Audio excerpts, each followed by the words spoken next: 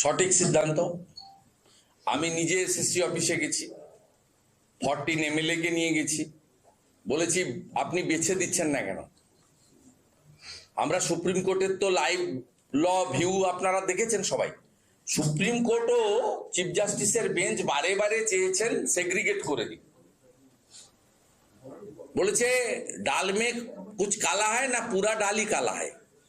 কত ভাবে supreme court এই সরকারকে অপশন দিয়েছে।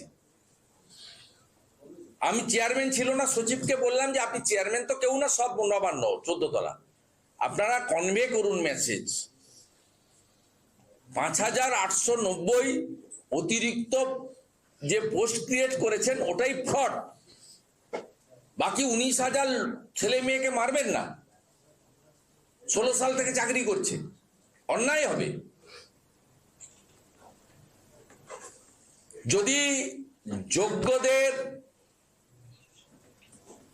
বাতিল হয়, যোগ্যরা যে ধরনের আন্দোলন করবেন, যত ধরনের আন্দোলন করবেন, সেই আন্দোলনে যদি তারা আমাদেরকে ডাকেন পতাকা নিয়ে, পতাকা ছাড়া যে কোনো শর্তে, আমরা ভারতীয় জনতা পার্টি অন্তত নির্বাচিত প্রতিনিধিরা আমরা সর্বাত্মকভাবে উপস্থিত থাকব।